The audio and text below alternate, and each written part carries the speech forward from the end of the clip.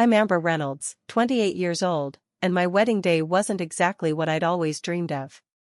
The two empty seats in the front row told the whole story. My parents' words still echoed in my mind, "It's just a trivial event for someone at the bottom."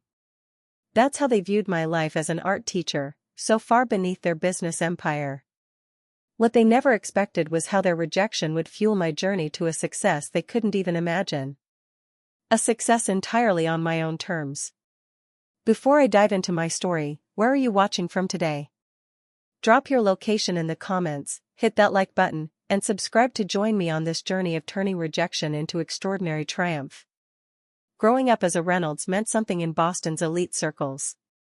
Our family name appeared on donor walls at museums, hospital wings, and university buildings.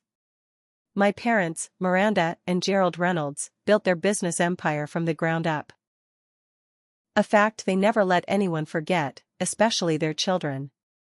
By the time I was born, Reynolds Enterprises had become one of the largest commercial real estate development firms in New England, and my parents had fully embraced the lifestyle that came with it.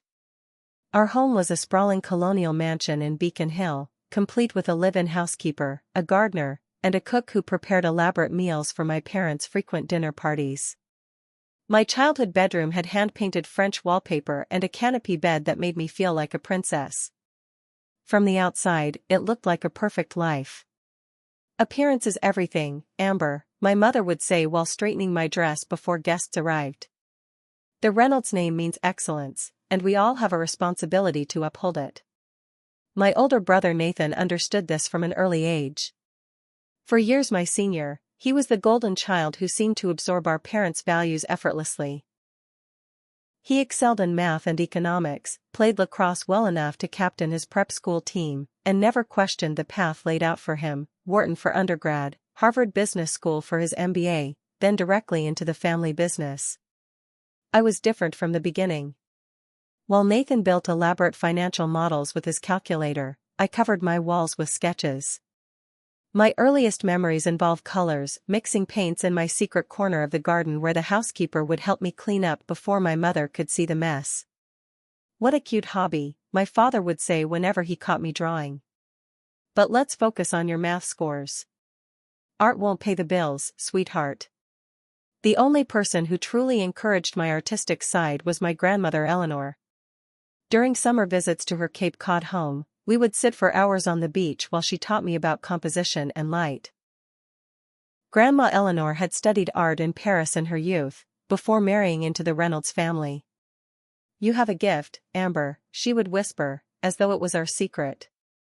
"Never let anyone dim your light." But at home, my light was constantly being dimmed. Family dinners often turned into performance reviews, with my parents interrogating Nathan and me about our accomplishments. "Nathan's investment club portfolio increased by 15% this quarter," my father would announce proudly. "And what about you, Amber? How did you do on that math competition?" My A in art class never seemed to count. My winning the school art contest was acknowledged with polite nods rather than the celebration that accompanied Nathan's every achievement. In their eyes, I was pursuing the wrong metrics of success. The first major rift came during my junior year of high school. While my parents had mapped out college applications to business schools, I secretly applied to art programs. When the acceptance letter from Rhode Island School of Design arrived, I couldn't contain my excitement.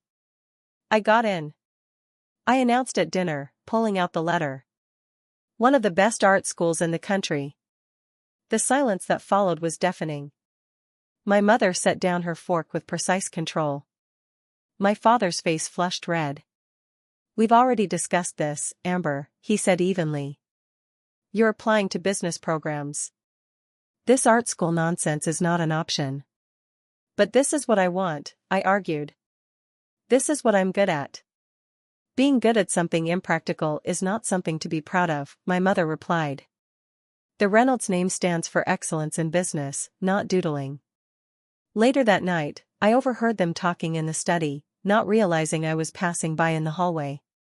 "We should just humor this phase," my father said. "Let her get it out of her system.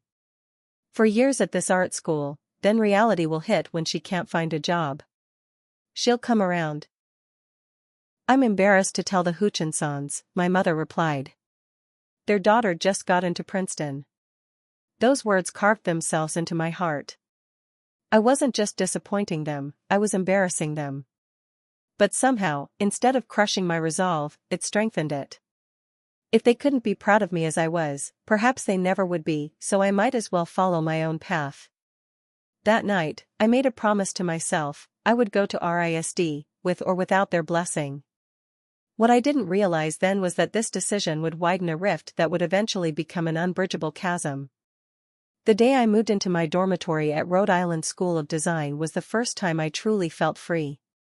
My small room with its simple twin bed and drafting table was nothing like my elaborate bedroom at home, but it was mine, a space where art wasn't just tolerated but celebrated. My parents had driven me to Providence in tense silence. Their parting words made their position clear. We're paying your tuition because we believe in education, my father said stiffly. But you'll be on a tight budget otherwise. Consider it a lesson in the financial realities of the path you've chosen. That tight budget meant I barely had enough for basic supplies.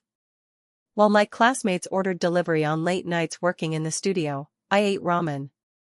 When they went out to celebrate after completing big projects, I stayed behind, claiming I had more work to do rather than admitting I couldn't afford even a modest dinner out. Within weeks, I found myself applying for jobs around campus. I worked early mornings at the campus coffee shop, afternoons shelving books in the library, and weekends as a life drawing model for senior classes. Every hour worked was an hour I couldn't spend on my art, but I had no choice. Yet despite these hardships, or perhaps because of them, I thrived creatively. There was something about the struggle that gave my work an authenticity it had previously lacked. My professors noticed. There's something compelling happening in your work, Amber, said Professor Diana Chen during my first portfolio review. A tension between structure and expression that's quite sophisticated. Diana became more than just a professor to me. As one of the few women of color in the department, she understood what it meant to forge your own path against expectations. After learning about my situation, she hired me as her research assistant, which not only paid better than my other jobs but gave me invaluable mentorship.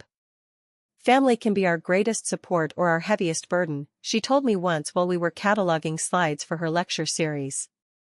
Sometimes the hardest thing is accepting that they may never understand your choices. My visits home became increasingly infrequent and tense. During my freshman year Christmas break, I made the mistake of showing my parents my portfolio from the semester. "This is what we're paying for?" my mother asked, flipping quickly through my careful drawings and paintings. They all look so disturbed. They're exploring concepts of constraint and freedom, I tried to explain. My professor thinks I have a unique perspective. Your professor is taking our money to encourage impractical fantasies, my father replied. Meanwhile, Nathan just closed his first commercial property deal. Nathan, now working full-time at Reynolds Enterprises after completing his MBA, had become even more the standard against which I was measured. His engagement to Charlotte, the daughter of another prominent Boston family, had been celebrated with an elaborate party. My bringing home Dean's List honors barely registered. By junior year, I had developed a distinctive artistic style that combined traditional portraiture with abstract elements that suggested emotional undercurrents. My work began winning department competitions and even a regional student art prize that came with a small cash award, which I immediately spent on supplies rather than the new winter coat I desperately needed. I also discovered a passion I hadn't expected: teaching. As part of a community outreach program, I began leading weekend art workshops for local children, many from underserved neighborhoods. Seeing their faces light up when they created something that expressed their unique perspective gave me a sense of purpose I'd never experienced before. "You have a gift for this," Diana told me after observing one of my classes. "Have you considered teaching as a career path?" I hadn't. In the Reynolds household, teaching was considered a respectable but decidedly middle-class profession. Certainly not a suitable ambition for someone with my advantages. But the idea took root. By senior year, I was applying for teaching certification programs alongside submitting my work to galleries. When I received my first acceptance to a teaching program with a small scholarship, I called home with the news.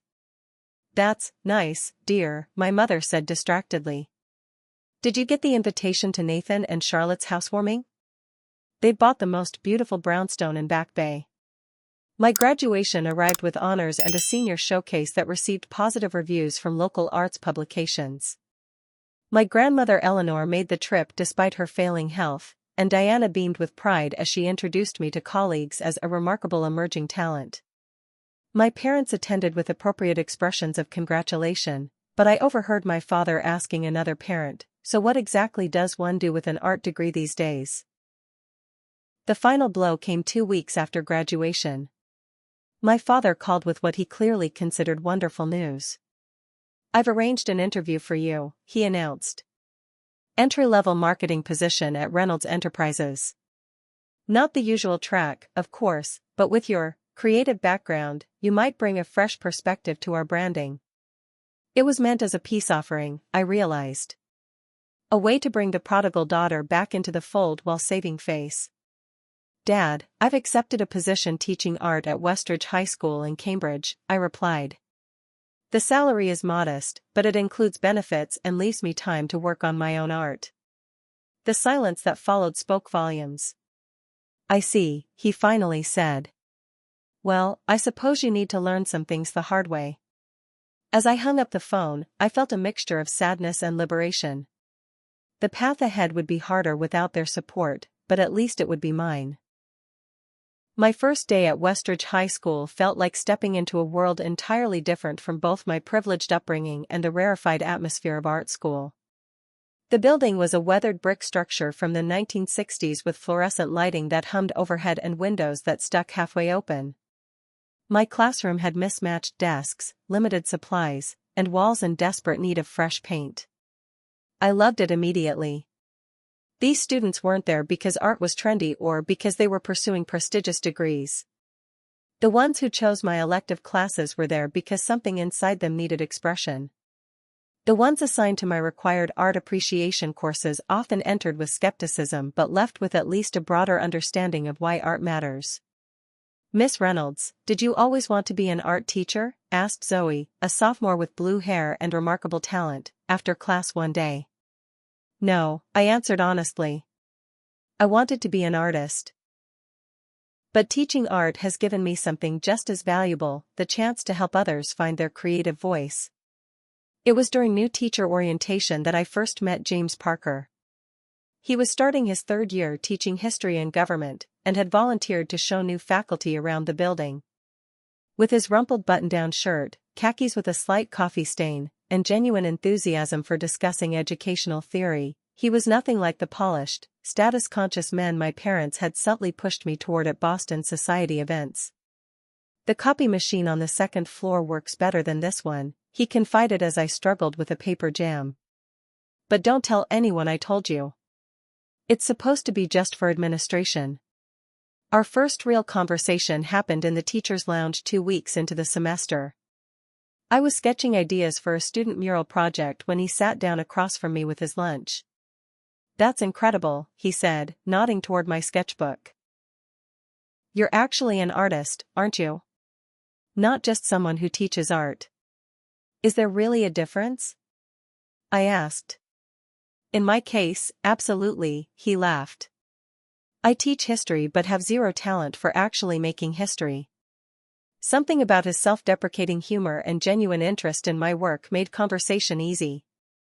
I learned he had grown up in a small town in western Massachusetts, the son of a plumber and a nurse. He had worked his way through UMass Amherst and genuinely believed in public education as a path to opportunity. "My parents were so proud when I became a teacher," he told me. "My dad still introduces me as my son the professor even though I keep telling him high school teachers aren't professors." The contrast with my own parents' reaction to my career choice was so stark it must have shown on my face. "I've said something wrong?" he asked, concerned. "No," I assured him. "It's just, my family had different expectations." Over the following months, our friendship deepened. We started having lunch together regularly, then coffee after school, then dinner on Friday nights to celebrate surviving another week. James was easy to talk to, thoughtful, and genuinely interested in my art. He asked questions about my techniques and concepts that showed he was really looking, really seeing what I was trying to express. When I finally told him about my family background, something I rarely discussed with colleagues, he listened without judgment. "So you're secretly a trust fund rebel?" he teased gently after I described the Reynolds mansion. "Hardly," I laughed. "More like disinherited disappointment." "Their loss," he said simply, and something in his direct gaze made me believe him. 6 months after we met, James helped me move into my own apartment, a tiny one-bedroom in Cambridge with good natural light for painting. My starting teacher's salary made financial independence tight but possible, especially supplemented by selling small works at local arts festivals. James lived nearby in an even smaller apartment, and we fell into a comfortable routine of grading papers together, cooking simple meals, and supporting each other's work. When he stayed late to coach the debate team, I brought him dinner. When I had a small exhibition at a local coffee shop, he not only attended but brought half the faculty. It was James who encouraged me to open an online shop to sell prints of my work. "Your art speaks to people, Amber," he insisted. "It deserves a wider audience than just Cambridge coffee shop patrons." With his help, I photographed my best pieces and launched a modest Etsy store, more as an experiment than with any real expectation of success. To my surprise, orders began trickling in, not enough to quit teaching, but enough to upgrade my art supplies and occasionally splurge on dinner out. A year and a half into our relationship, during winter break, James suggested a weekend trip to Vermont. We stayed at a charming bed and breakfast where snow fell softly outside the windows. On our second evening, after a day of cross-country skiing, him, and sketching snow-laden trees, me, he knelt beside the fireplace. "Amber Reynolds," he said, pulling out a small box. "You've brought color and meaning into my life in ways I never imagined possible. Will you marry me?" The ring was simple, a small sapphire instead of a diamond, but perfectly us. "My grandparents helped me pick it out," he explained nervously when I was too overcome to immediately respond. "If it's not your style." "It's perfect," I interrupted, finally finding my voice. "And yes, James Parker, I will absolutely marry you."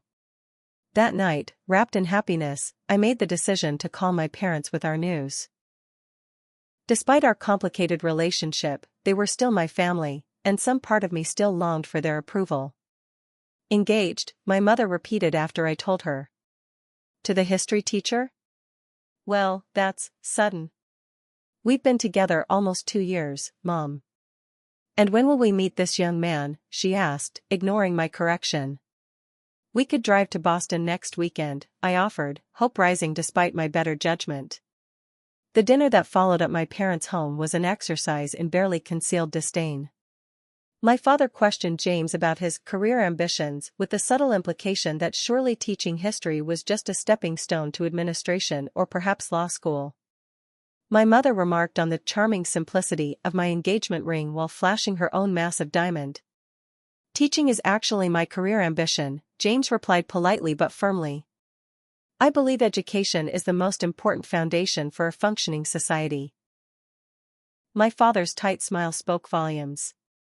As we prepared to leave, my mother pulled me aside. "Darling, he seems very nice," she said in a tone that indicated the opposite. "But is this really the life you want? Grading papers in some tiny apartment, clipping coupons, driving used cars?" "It's a life with purpose and love," I replied. "So yes, it's exactly what I want." In the car ride back to Cambridge, James was uncharacteristically quiet. "I'm sorry about them," I finally said. "They're incapable of seeing value in anything that doesn't come with status or a big paycheck." "Don't apologize for them," he said, reaching for my hand. "I'm just sad they can't see how extraordinary their daughter is." In that moment, I realized James had given me something my family never had, acceptance for exactly who I was, not who he wished I would be. Planning a wedding on 2 teachers' salaries meant making thoughtful choices about what truly mattered to us.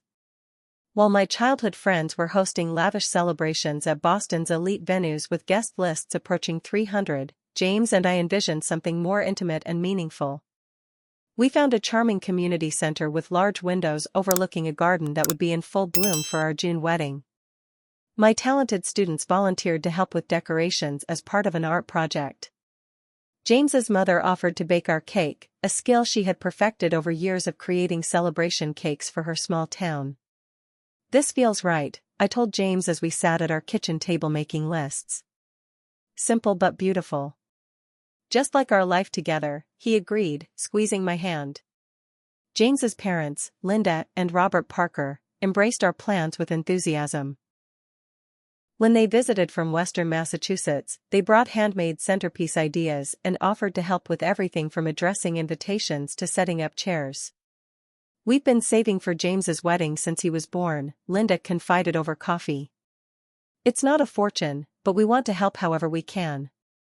Their genuine excitement and willingness to contribute in ways that matched their means touched me deeply. Robert, with his calloused hands and easy laugh, treated me like a daughter from our first meeting. Linda kept a photo of James and me on their refrigerator and called regularly just to check in. My own parents' reaction to our wedding plans was predictably different. When I called to give them the date and location, my mother's pause spoke volumes. "The Oakdale Community Center," she repeated. "Amber, surely you can't be serious. What about the Boston Harbor Hotel? Or at least the Botanical Gardens?" "Mom, those venues cost more than our combined annual salaries," I explained patiently. "The community center is beautiful and meaningful to us." "Your father and I could help," she offered, and for a moment I felt a surge of hope that perhaps they were coming around. Then she continued, "We know the Reynolds name carries certain expectations. People will talk if you have some budget ceremony." And there it was. Not an offer of support for our vision, but an attempt to bring our wedding in line with their social standards. "We're comfortable with our plans," I said firmly. "But we'd love you to be involved in other ways." I extended olive branch after olive branch. I invited my mother to a dress shopping appointment, thinking perhaps the traditional mother-daughter bridal experience might bridge our gap. She arrived at the boutique I had carefully selected for its reasonable prices and beautiful designs, took one look around, and frowned. "Oh, Amber," she sighed. "These are so plain. I know a wonderful designer who could create something custom for you." "These dresses are within our budget," I explained.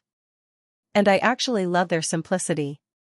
When I emerged from the dressing room in a flowing A-line gown with delicate lace details, her expression softened momentarily. "You do look beautiful," she admitted. "But imagine how stunning you'd be in a Vera Wang." Each interaction followed the same pattern. I would reach out with an opportunity to participate in our wedding preparations, they would suggest expensive alternatives, and I would gently but firmly decline. The tension grew with each exchange. My father's involvement was equally problematic. When the topic of who would walk me down the aisle arose during a rare family dinner, he immediately assumed the role was his. "I'll need to know the exact timing," he said, checking his calendar. "I have a conference in Chicago that week, but I can fly back that morning." "Actually," I said carefully, "I was thinking of walking by myself. As a symbol of independence." His face darkened. "That's rather pointed, don't you think? People will assume we're estranged." "It's not about making a statement about our relationship," I tried to explain. "It's about beginning my marriage as a whole person making a choice, not as someone being given away." "This is what comes of all these feminist notions they taught you in art school," he muttered. The final breaking point came 6 weeks before the wedding. James and I had stopped by my parents' house to drop off formal invitations and discuss final details. We sat stiffly in the living room where I had once played as a child, now feeling like unwelcome guests. "We've reserved a table for 8 for your family," I explained, trying to keep the conversation positive. "So that's you too, Grandma Eleanor if she's feeling well enough to travel, Nathan and Charlotte, and any other family members you'd like to include." My father cleared his throat. "About that. We've been discussing the matter, and we feel we need to be transparent with you. My mother's tightly clasped hands in her lap were my first warning sign. We have concerns about attending this event, my father continued. The venue, the scale, the overall approach, it's not reflective of the Reynolds standards. Frankly, we're uncomfortable associating our name with it. I stared at him in disbelief. You're uncomfortable with our wedding? It's just that we've always had certain expectations, my mother added quickly.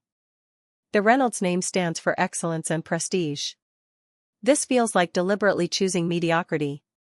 It's not mediocre to us, James interjected, his normally gentle voice tight with restrained anger. It's authentic and meaningful. My father barely glanced at him before continuing. Amber, you've made a series of choices that have consistently undermined the family legacy. First art school, then this teaching job, and now this trivial event for someone who's chosen to remain at the bottom. The words hit me like a physical blow. At the bottom. After all my hard work, all my striving to build a meaningful life and career, they still saw me as a failure simply because I hadn't pursued wealth and status. I think we should leave, I said quietly, standing up. James immediately rose beside me, his hand finding mine. Just think about what we've said, my mother called as we walked toward the door. There's still time to reconsider and plan something appropriate. In the car, the tears I had been holding back finally spilled over. James drove in silence for several minutes, his jaw tight with anger on my behalf. They're not coming to our wedding, are they? I finally asked. I don't know, he answered honestly. But Amber, if they can't see how special what we're building is, that's their tragedy, not ours. Over the next 2 weeks, I made several attempts to reach out, hoping for reconciliation. My calls went to voicemail. My emails received brief, formal responses about being very busy with important business matters. 3 weeks before the wedding, the formal RSVP card arrived in our mailbox. In my mother's elegant handwriting, Gerald and Miranda Reynolds regretfully decline. No explanation. No well wishes. Just a formal rejection that felt like the final door closing on my hope for their acceptance. That night, curled up in James's arms, I made a decision. Our wedding will be beautiful and joyful, I whispered. With or without them. I won't let their absence overshadow our day. That's my brave artist, he murmured into my hair. Always finding beauty even when things aren't perfect. What I couldn't articulate, even to James, was the deep wound their rejection had inflicted. 2 empty seats in the front row would stand as silent testimony to the fact that in my parents' judgment, I wasn't worthy of their presence on what should be the happiest day of my life. I woke on my wedding day to sunlight streaming through the curtains of the small hotel room where I'd spent the night with my college roommate, Zoe, who had traveled from New York to be my maid of honor. For a moment, before full consciousness returned, I felt only the pure happiness of the day ahead. Then the reality of my parents' absence settled back over me like a thin veil. Good morning, bride. Zoe sang out, already up and arranging breakfast on the small table by the window. I got us croissants from that bakery you love. I pushed myself up and forced a smile. You're the best. What time is it? 8:30. Perfect timing. Hair and makeup starts at 10. As I nibbled at the flaky pastry, my phone buzzed with a text message. For a brief, hopeful moment, I thought it might be my mother, having reconsidered at the last minute. Instead, it was a sweet message from James, can't wait to see you. I love you more than words can say. The morning passed in a blur of activity. My former art professor Diana arrived to help with preparations, bringing something borrowed in the form of a beautiful antique hair comb. James's mother Linda appeared with fresh flowers for my hair, her eyes already misty with happy tears. You look absolutely beautiful, Amber, she said, helping adjust my simple veil. We are so blessed to have you joining our family. The sincere emotion in her voice made my throat tight. This was what a mother's love should feel like on her daughter's wedding day. As the preparations continued, there was a soft knock at the door.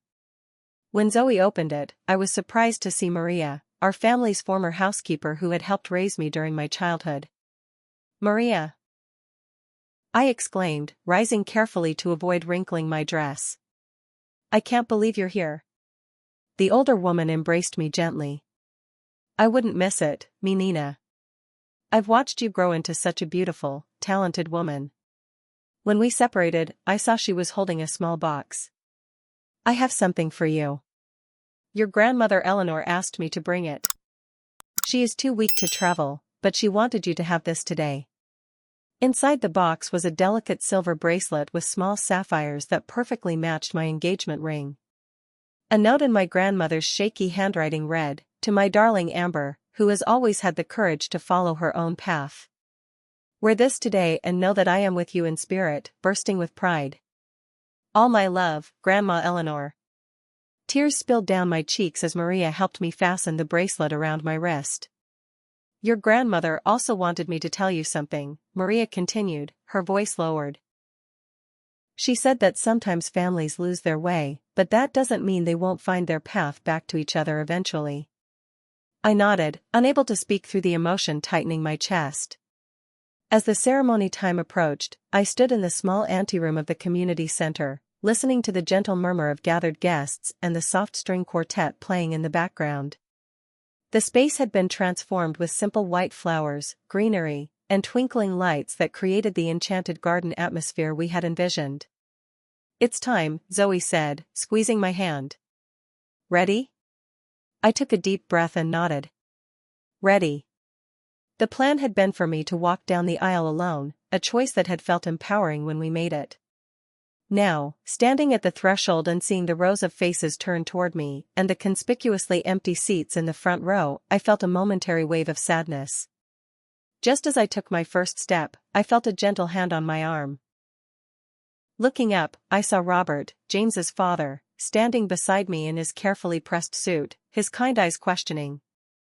I thought you might like some company for this walk, he said quietly. If you'd rather go it alone, I completely understand. But if you'd like, I'd be honored to escort you. The simple kindness of his offer brought fresh tears to my eyes. Without a word, I looped my arm through his, and together we began the walk toward James, who stood waiting with the biggest smile I had ever seen. The ceremony itself was everything we had hoped for, personal, heartfelt, and authentic to who we were as a couple. We had written our own vows, simple promises to support each other's dreams, to face life's challenges together, and to build a home filled with creativity, compassion, and joy. I promise to be your biggest fan, your honest critic, and your partner in all things, James vowed, his voice steady despite the emotion shining in his eyes. I promise to help you see your own strength when you doubt it, and to never try to change who you are, because who you are is exactly who I love.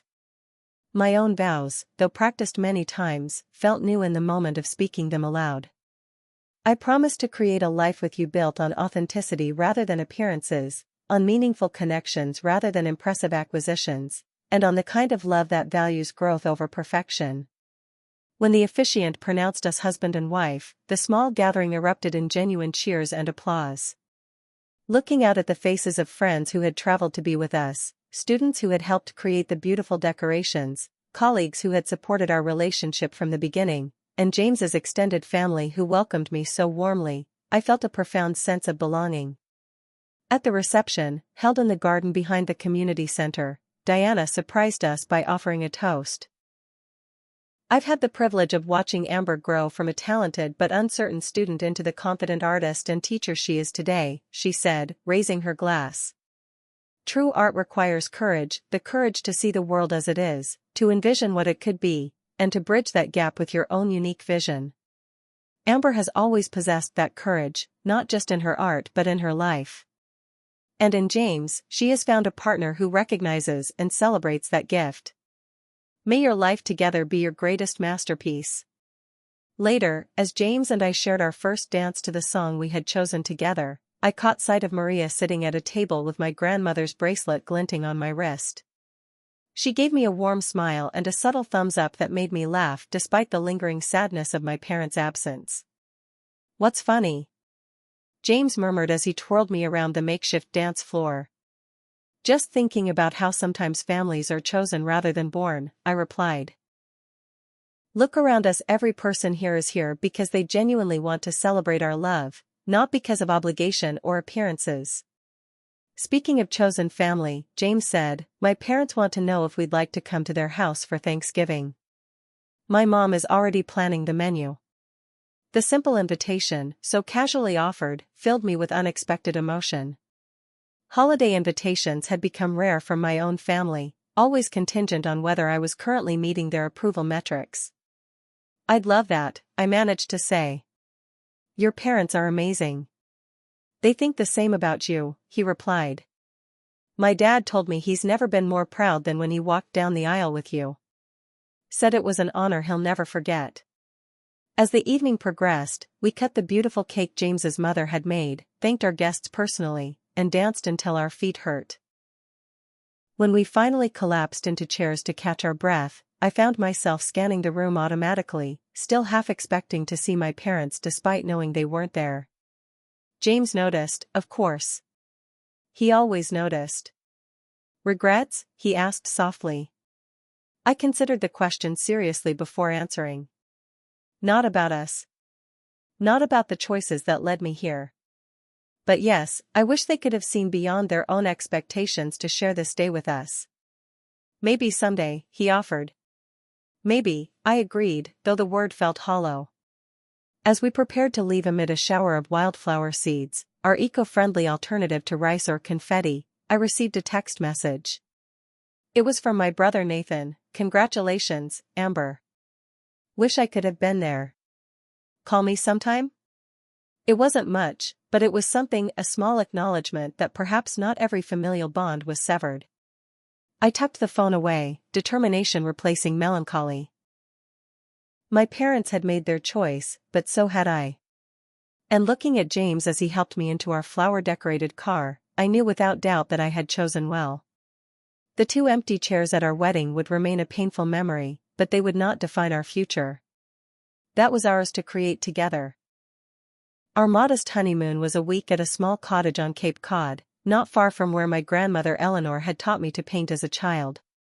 James and I spent the days walking on the beach, reading books in a hammock strung between 2 pine trees, and simply enjoying the beginning of our married life. The simplicity was perfect for us, a reflection of the values we shared. On our last night, sitting on the porch watching the sunset, I checked my email for the first time all week. That's odd, I said, scrolling through dozens of notifications.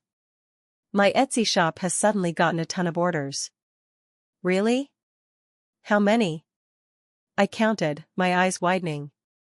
37. That's more than I usually get in 3 months. James peered over my shoulder at my phone. And look at all these messages. People are asking about commissions.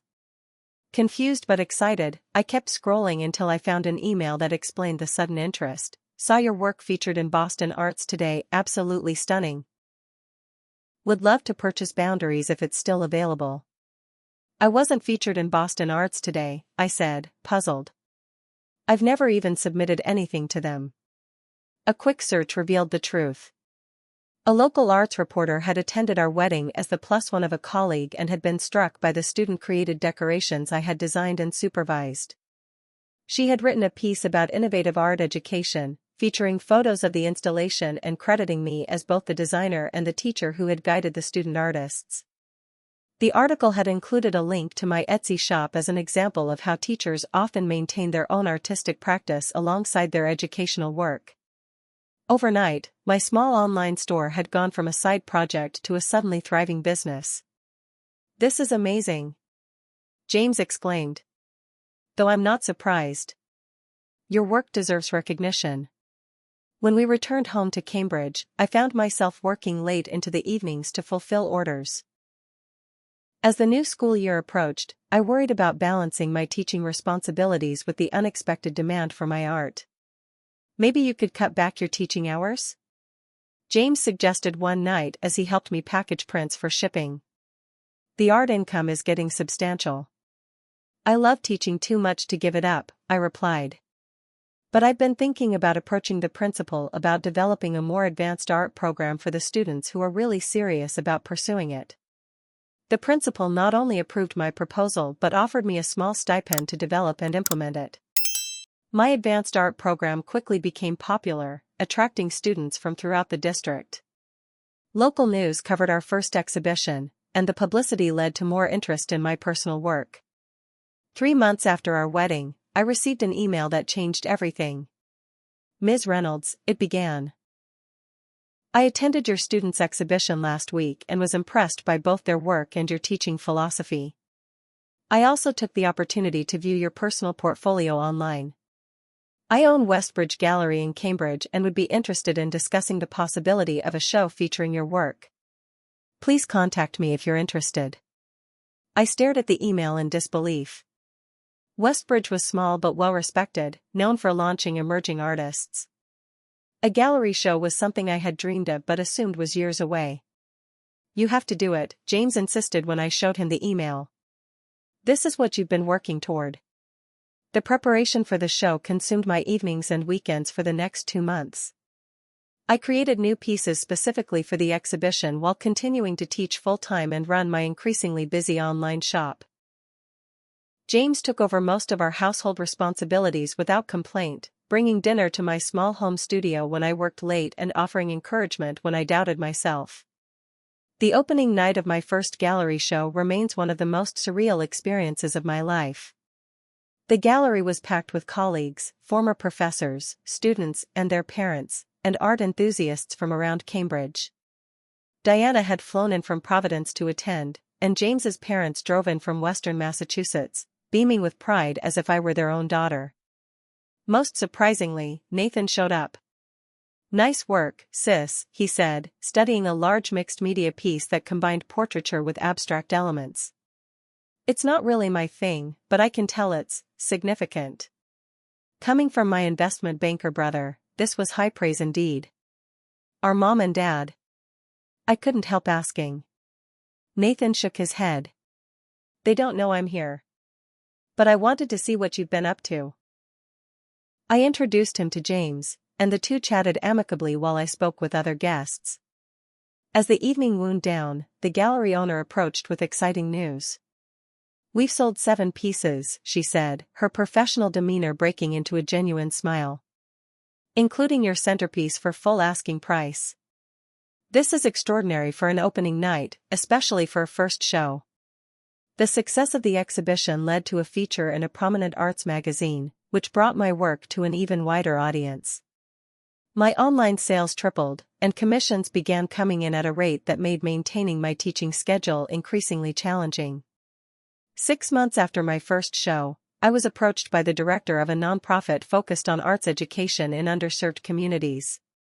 He had heard about my advanced program at Westridge and wanted to discuss the possibility of developing a similar curriculum that could be implemented in schools throughout the region. We can offer a grant to fund the development, he explained over coffee. And we'd want you to lead training workshops for other art teachers. The opportunity combined my 2 passions perfectly. With the principal's blessing, I arranged a flexible teaching schedule that allowed me to develop the new art education program while continuing to teach my most advanced students. James supported me through every new development, celebrating my successes and helping me navigate the challenges of my rapidly evolving career. When my second gallery show sold out completely, he surprised me with a proper studio space he had rented in a converted factory building near our apartment. You can't keep working at the kitchen table, he said, handing me the key. You need room to create. The program I developed for underserved schools began attracting attention beyond our region. I was invited to present at an education conference in Chicago, where my talk about art as a means of developing critical thinking skills was recorded and subsequently went viral in education circles. A year and a half after our wedding, I received an email from TEDx Cambridge inviting me to give a talk about my innovative approach to art education. The prospect terrified me. I was comfortable in a classroom or studio, not on a stage, but James encouraged me to accept. Your ideas deserve a wider audience, he insisted. And you're a natural teacher, just think of it as a bigger classroom. My TEDx talk, titled The Art of Seeing Possibilities, discussed how art education could develop the kind of creative problem-solving and resilience students would need in an increasingly complex world. I shared stories of my students' transformations and connected them to my own journey from rigid expectations to creative fulfillment.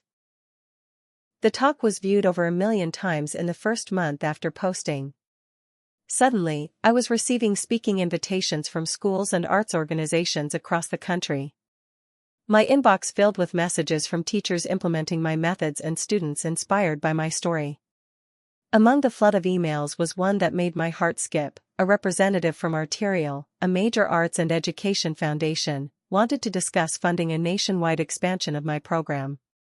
The meeting with Arterial led to a substantial grant that allowed me to take a leave of absence from classroom teaching to focus on program development and teacher training. James, who had recently been promoted to department chair at Westridge, supported my decision completely. "Your impact can be so much greater this way," he said. "You'll be helping thousands of students instead of dozens." As my professional reputation grew, so did interest in my artwork. A major home goods retailer approached me about licensing my designs for a limited edition collection of household items. The contract they offered would generate more income than 5 years of teaching salary. "Is this selling out?" I wondered aloud to James as we reviewed the offer. "Going commercial with my art?" "It's bringing your vision to people who might never visit a gallery," he replied thoughtfully. "And the licensing fee would fund your education program for years." I signed the contract. When the collection launched 6 months later, featuring my artwork on everything from throw pillows to dinnerware, it sold out within weeks and was featured in several major design magazines. The financial success allowed us to buy a small but beautiful home in Cambridge, with a converted garage that became my studio. We furnished it simply but with quality pieces that would last, including several works traded with other artist friends. It was nothing like the mansion I had grown up in, but it was filled with warmth, creativity, and genuine happiness. Throughout this whirlwind of professional success, my parents remained conspicuously absent. They never inquired about my career developments, though they must have seen the magazine features or heard through their extensive network about my rising profile. Nathan occasionally mentioned that they followed news of my success, but they made no attempt to contact me directly. I had largely come to terms with their absence in my life, focusing instead on the chosen family that supported and celebrated me: James, his parents, my mentor Diana, and the network of friends and colleagues who valued me for who I was rather than what I achieved. Then, 2 years and 10 months after our wedding, as James and I were preparing to celebrate our 3rd anniversary, my phone rang with a number I hadn't seen in years. My father was calling. I stared at my phone as it continued to ring, my father's name flashing on the screen. James, who had been chopping vegetables for dinner, set down the knife and came to stand beside me, a silent question in his eyes. "It's my father," I said, my voice sounding strange even to my own ears. James squeezed my shoulder. "You don't have to answer if you're not ready." But some part of me needed to know why, after nearly 3 years of silence, my father was reaching out now. I took a deep breath and accepted the call. "Hello, Dad." "Amber." His voice was familiar yet distant, like a song remembered from childhood. "How are you?" The banality of the question after such a long estrangement almost made me laugh. "I'm well." "This is unexpected." There was an awkward pause before he continued. "Your mother and I have been following your career with interest." The TEDx talk was quite impressive. "And the Arterial grant is a significant achievement." "Of course." My success had finally reached a level they deemed worthy of acknowledgement. Not my happiness, not my marriage, but my professional recognition and financial achievements. "Thank you," I replied neutrally. "Was there something specific you wanted to discuss?" Another pause. "We thought perhaps we could meet. For lunch, maybe." "Your mother suggests Marcello's next Saturday." Marcello's was one of Boston's most exclusive restaurants, requiring reservations months in advance unless, of course, you were a Reynolds. It was exactly the kind of place my parents would choose: expensive, impressive, and designed to remind me of the world I had left behind. "I'll need to check my schedule," I said, though both of us knew I was just buying time to process this unexpected overture. "Can I call you back tomorrow?" After hanging up, I turned to James, who had been pretending not to listen while continuing dinner preparations. They want to meet for lunch, I said. At Marcello's, naturally. James wiped his hands on a dish towel. How do you feel about that? It was a good question. How did I feel? The anger and hurt that had once burned so fiercely had faded to a dull ache over the years. I had built a life I was proud of, surrounded by people who genuinely cared for me. Did I need my parents' approval now? I'm curious, I admitted finally. And maybe there's a part of me that still hopes for some kind of resolution. Then you should go, James said simply. Just remember that you're meeting them from a position of strength. You're not that hurt girl seeking validation anymore. The week before the lunch meeting, I alternated between anticipation and dread. I found myself unconsciously planning my outfit with my mother's critical eye in mind, then angrily choosing something else entirely, a simple but elegant dress I had worn for my most recent gallery opening, paired with my grandmother Eleanor's bracelet for courage. Marcello's was exactly as I remembered, all gleaming surfaces and hushed conversations, with discreet servers who appeared and disappeared with practiced invisibility.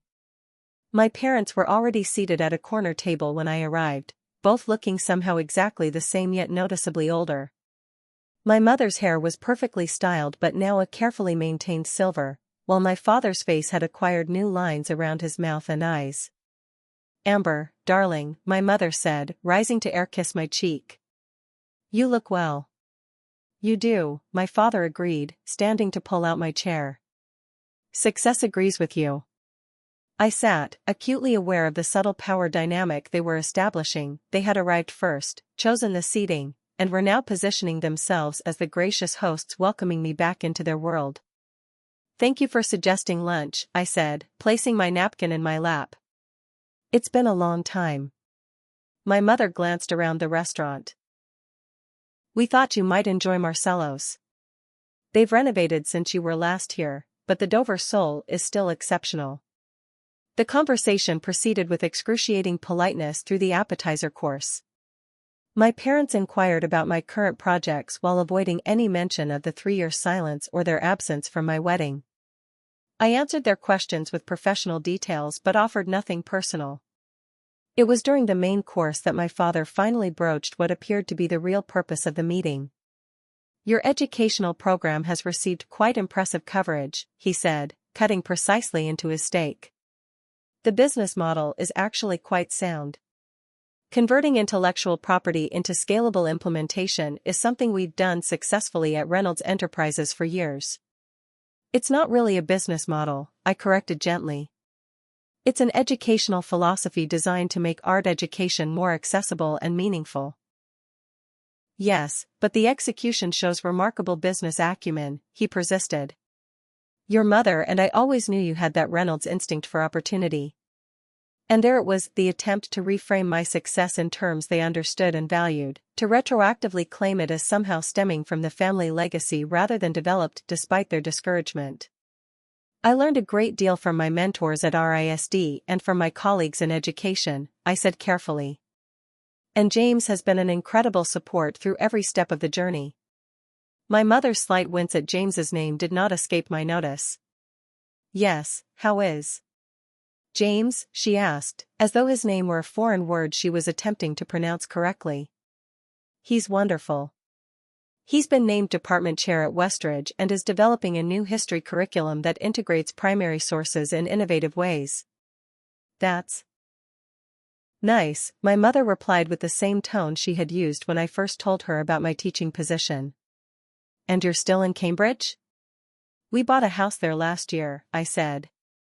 "Nothing grand, but it has a beautiful garden and a studio space for my work." My father set down his fork with deliberate precision. "Actually, Amber, that's somewhat related to why we wanted to meet.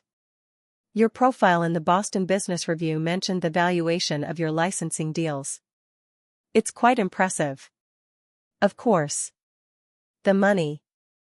They had ignored my artistic achievements, my educational impact, and my personal happiness, but now that my work had attained a significant financial value, they were suddenly interested. The licensing has been successful, I acknowledged. It allows me to fund the educational programs without being dependent on grants. Very shrewd, my father nodded approvingly. You've always had a good mind for strategy, even if you applied it in unexpected directions. I took a sip of water, gathering my thoughts before responding. Dad, Mom, I appreciate the lunch invitation, but I have to ask, why now? It's been almost 3 years since we've spoken. You missed my wedding, multiple gallery openings, my TEDx talk, and countless other moments. What's changed? My parents exchanged a glance laden with unspoken communication. My mother touched her perfectly coiffed hair, a nervous gesture I remembered from childhood. We've been following your career, Amber, she said carefully. We always knew you had potential, even if we disagreed about the best path forward. We may have been overly rigid in our expectations, my father added, the closest thing to an admission of error I had ever heard from him. The results speak for themselves. You've built something impressive. Not we were wrong. Not we're sorry for missing your wedding. Just an acknowledgement that the end result had proven financially viable despite their objections to the process. I felt a sudden clarity wash over me. They hadn't changed, not really. They were simply adapting their approach now that my success had become too substantial to dismiss. The validation I had once so desperately craved from them no longer held the same power over me.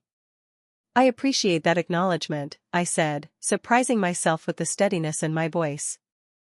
I built a life I'm proud of professionally, creatively, and personally. I would have welcomed your support along the way, but I've made peace with your absence. My mother's face tightened. We're trying to bridge the gap, Amber. Surely you can meet us halfway. I'm willing to move forward, I agreed. But I need you to understand that halfway can't mean pretending the past didn't happen or expecting me to suddenly adopt the values I've consciously chosen to live without. I'm not the daughter you wanted me to be, and I never will be. My father studied me with an expression I couldn't quite read, perhaps surprise, perhaps a reluctant respect. You've become quite direct, he observed. I've become myself, I corrected gently. That's what happens when you build a life based on authenticity rather than appearances. The rest of the lunch proceeded with a new, slightly less strained tone. As we prepared to leave, I made a decision. I have a major exhibition opening at the MFA next month, I said. Part of their Contemporary American Artists series. I'd like to add your names to the guest list, if you're interested in attending. My mother looked genuinely surprised by the invitation. The Museum of Fine Arts? That's quite prestigious, Amber. We would be pleased to attend, my father said with formal politeness. As we parted outside the restaurant, my mother hesitated, then reached out to touch my arm briefly. It was good to see you, Amber. You look happy. It was perhaps the first time she had acknowledged my happiness as something valuable in its own right. The night of the MFA exhibition opening arrived with a flurry of activity. The museum had dedicated a significant gallery space to my work, featuring both my earlier pieces and my more recent explorations of identity and belonging. James stood proudly by my side as I spoke with critics, collectors, and arts educators. When my parents arrived, precisely on time and impeccably dressed, I felt a momentary tension. Would they find a way to diminish this achievement too? To my surprise, they navigated the event with unexpected grace. My father asked thoughtful questions about my techniques, while my mother actually engaged in conversation with James about his educational philosophy. They were clearly uncomfortable in this world where I was the authority and they were merely guests, but they were making an effort I hadn't anticipated. The use of negative space in this series is quite compelling, my father commented, studying a triptych that had taken me months to complete. It creates a sense of absence that's somehow more powerful than presence. I looked at him sharply, wondering if he recognized the unconscious parallel to our own relationship. His expression revealed nothing. As the evening wound down, my mother approached where I stood with Diana, who had traveled from Providence for the opening. Your professor was just telling me about your undergraduate work, my mother said. Apparently, you've always had this distinctive perspective. Amber was one of my most promising students, Diana confirmed. She had a clarity of vision that's rare in someone so young. I'm not surprised by her success, though I am impressed by the scale of her impact. My mother nodded slowly. We may have underestimated certain aspects of her chosen path. It wasn't an apology, but coming from Miranda Reynolds, it was a significant concession. In the months that followed the exhibition, a tentative new relationship began to form with my parents. It was nothing like the close bond one had with James's family, but rather a careful détente with moments of genuine connection interspersed among the lingering tensions. They invited us to dinner at their home, and I invited them to special events related to my educational program. We established a pattern of monthly lunches that were sometimes strained but increasingly comfortable. My father even attended a teacher training workshop I conducted, sitting quietly in the back of the room with an expression of bewildered respect. The most significant test of our fragile reconciliation came 6 months later, when I discovered I was pregnant with our first child. James and I were overjoyed, having decided we were ready to expand our family. Telling his parents was a celebration filled with tears of joy and immediate offers of babysitting and handmade baby blankets. Telling my parents was more complicated. We met for our regular lunch at a restaurant of my choosing, a casual farm-to-table place that emphasized sustainability, a far cry from Marcello's but a reflection of our values. We have some news, I said after the preliminaries were complete. James and I are expecting a baby in February. My mother's hand flew to her pearls. A baby? Oh, Amber. That's... For once, she seemed at a loss for the appropriate social response. That's wonderful news. My father cleared his throat. Congratulations to you both. This is significant. We're very happy, I said simply. We've wanted this for some time. Will you continue working? My mother asked, predictably focusing on the practical implications. With your career momentum. I'll scale back some of the traveling workshops temporarily, I explained. But the core programs have strong leadership teams in place. And my studio is at home, which will make balancing art and parenting more manageable. You've thought it through, my father observed, a note of approval in his voice. We have, James confirmed. We're approaching parenthood the same way we've approached everything else, thoughtfully and as a team. As the lunch progressed, my parents' initial reserve gradually gave way to more genuine interest. My mother asked about nursery plans, while my father inquired about college savings strategies, predictable focuses for each of them, but expressed with what appeared to be sincere concern for their future grandchild. We would like to be involved, my mother said carefully as we prepared to leave. If you're amenable, of course. It was the opening I had been waiting for, the opportunity to establish clear boundaries for this next chapter. We'd like that, I said. But I need you to understand something important. This child will be raised with different values than I was. Success will be defined by happiness, creativity, and kindness, not by wealth or status. If you want to be involved as grandparents, you need to respect that. My father studied me for a long moment before nodding slowly. We can adapt to new parameters. It's not just about adapting, I pressed. It's about recognizing that there are many valid paths to a meaningful life. James and I have chosen ours. Our child will choose theirs. We'll need you to genuinely support those choices, not just tolerate them until you can redirect. My mother looked startled by my directness, but my father actually smiled, a small, tight expression, but genuine. You've become quite the negotiator, he observed. Very well. We accept your terms. When our daughter was born the following February, we named her Eleanor after my grandmother who had passed away just months before the birth. The first time my parents visited the hospital, I watched with a complex mixture of emotions as my father awkwardly held his granddaughter. She has the Reynolds chin, he declared, studying her tiny face. And James's eyes, I added pointedly. Yes, my mother agreed, surprising me. She's a perfect blend of both families. Eleanor's first birthday party was held in the backyard of our Cambridge home on a perfect spring day. James's parents had arrived days early to help with preparations, bringing homemade decorations and family recipes. My parents arrived exactly on time, bearing an extravagant gift that I might once have interpreted as a statement about our more modest provisions but now recognized as simply their way of expressing affection.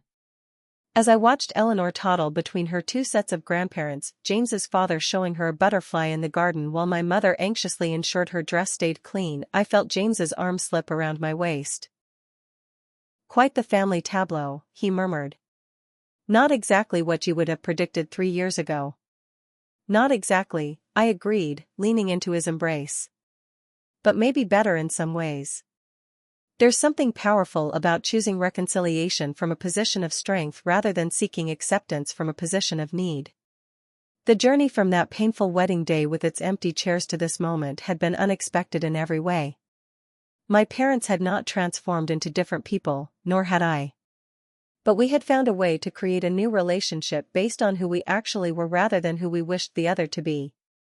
As Eleanor's birthday candle was lit and family gathered around to sing, I reflected on the strange path that had led us here. My parents' rejection of my wedding, their dismissal of it as trivial for someone at the bottom, had been painful beyond words. Yet that very rejection had freed me to build a life entirely on my own terms, to discover strengths I might never have found if I had remained tethered to their approval. Sometimes the deepest wounds can become unexpected doorways to liberation. Sometimes rejection becomes the soil from which authentic success can grow. And sometimes, the greatest triumph isn't proving others wrong, but discovering you no longer need their validation to know your own worth. If there's one thing I've learned through this journey, it's that true success isn't measured by the size of your bank account or the prestige of your address. It's measured by the authenticity of your choices, the depth of your relationships, and your courage to remain true to yourself even when it would be easier to conform. So if you're facing rejection from those whose approval you've always sought, know this. That rejection, painful as it is, might be the very thing that sets you free to become who you were always meant to be. Have you ever had someone's rejection or disapproval ultimately lead you to something better? Share your story in the comments below. If this resonated with you, please like, subscribe, and share with someone who might need this message today. And remember, sometimes the most beautiful journeys begin with the most painful first steps. Thank you for being part of my story today.